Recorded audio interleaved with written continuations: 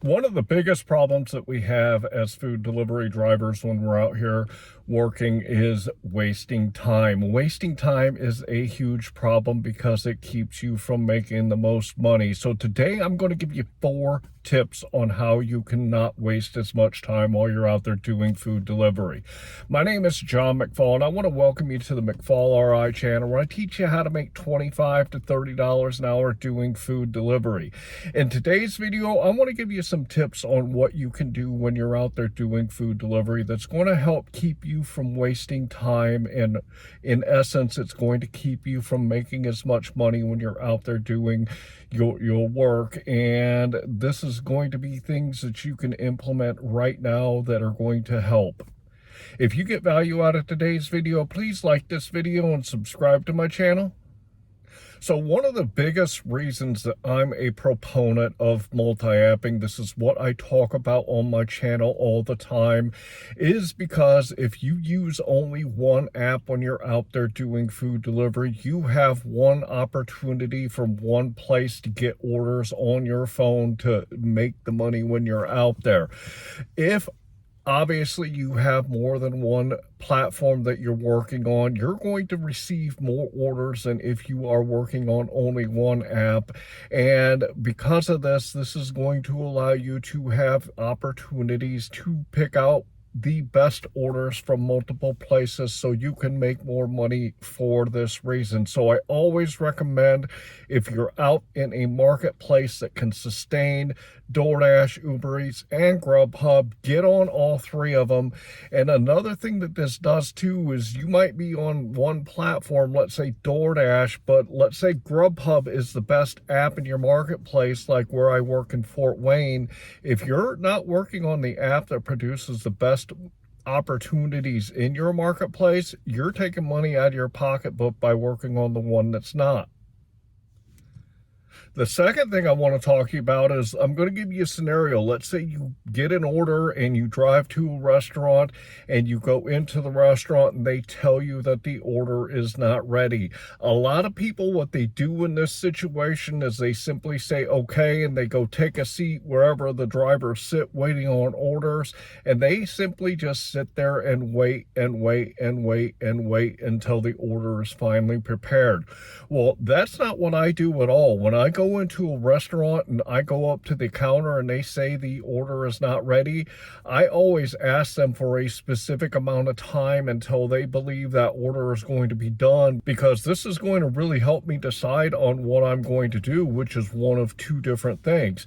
The first thing is if this order is going to take more than about 7 to 8 minutes for me to be able to get it, then I'm not going to sit there and just wait and wait and wait and wait. What I'll do is, if I know that it's going to take more than about 7 or 8 minutes before I get that order, I'll give the order back. I will not sit there and wait that long, because I know that with all the apps that I use, I have more opportunities to get orders that are going to be quicker.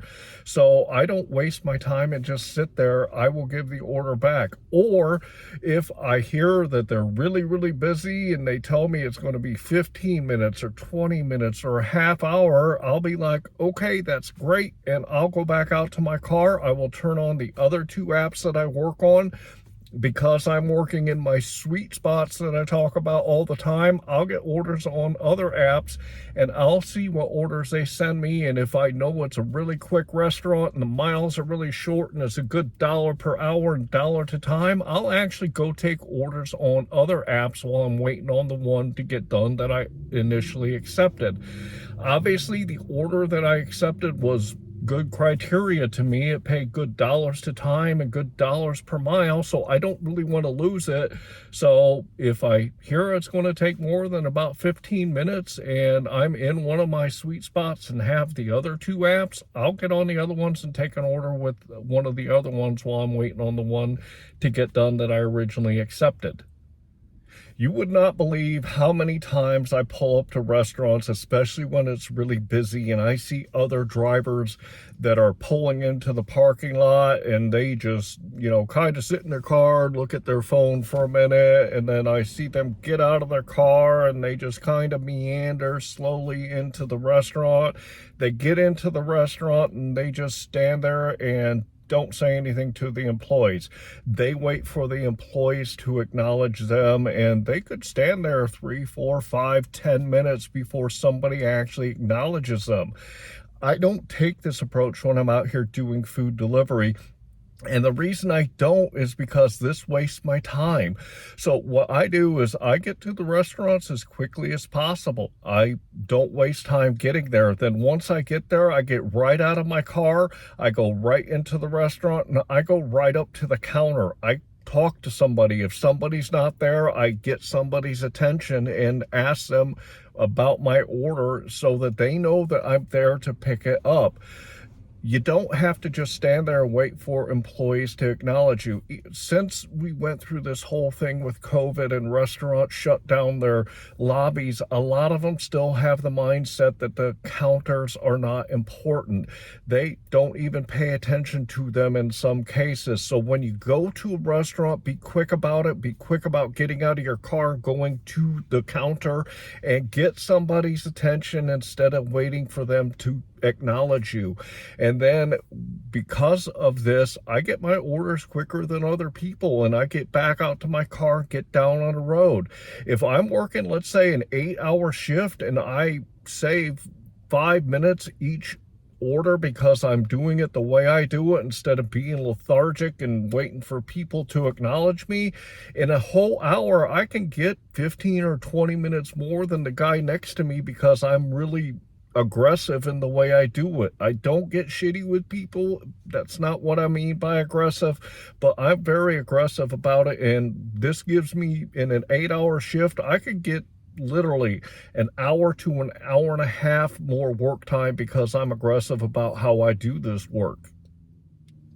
I've seen a lot of people talk about the things that they accept and they don't accept on my channel when they leave comments on my videos. And there are some people that do food delivery that have very stringent rules when it comes to the orders that they accept. They say, I'm only going to accept an $8 order that has to be $2 per mile or better, and this is the only thing I'm going to accept. Well, what if you're working in your marketplace and that $8 order that's $2 or better, you might get 2 of them an hour? That's $16. I say, well, rather than doing that, why don't I adjust my criteria a little bit and, maybe take $5 for $1.50 or better. I can take more orders and make more money in an hour than somebody that has very stringent rules. My point is don't limit yourself to what you're accepting out there based on some random criteria that doesn't really apply, and take a look at each order for what it is. And if it is going to get you decent dollars per hour and dollars per mile, and it's going to land you in a spot where you can get more orders, then lighten up your rules a little bit. Because if I take, let's say $4 or $5 orders in an hour, I'm making more than that guy or gal that are out there accepting only $8 for $2 or better per mile. My average right now is $1.89 per mile, and my criteria is $1.50 or more per mile. So I'm not really too far away from that $2 per mile anyway. But the point is don't be so hard on yourself when it comes to the rules that you have when you're out here doing food delivery, because you could be limiting the amount of money that you are making because you're sitting there just waiting and waiting and waiting for that unicorn order to hit your phone. So if you find that you're sitting there waiting a lot of time to get that order that you're looking to make, maybe adjust your criteria a little bit so that you can not be sitting there wasting time. You got to remember that you're not making money if you don't have food in your vehicle driving down the road to take orders. So make sure that you take a look at these 4 different areas that I talked about today and see if there's something that you need to do to adjust what you're doing when you're out there so that you're not wasting that time and you're able to make more money. It's really simple. Make sure there's food in your car when you're driving down the road so that you can be putting money into your pocket. I hope you got a lot out of today's video. Again, I would like to ask you to like this video and to subscribe to my channel. Also want to talk to you about another thing that's going to help you do better when you're out there doing food delivery. This is my metric spreadsheet. If you want to know how well you're doing and where you need to improve, start by keeping track of your numbers. I'm going to throw it up here on the screen real quick so you all can check it out.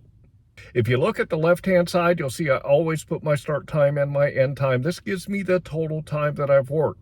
I also put in the miles. If you head to the right for each individual app, I put the dollars that I've made, the time that I worked, along with the number of deliveries.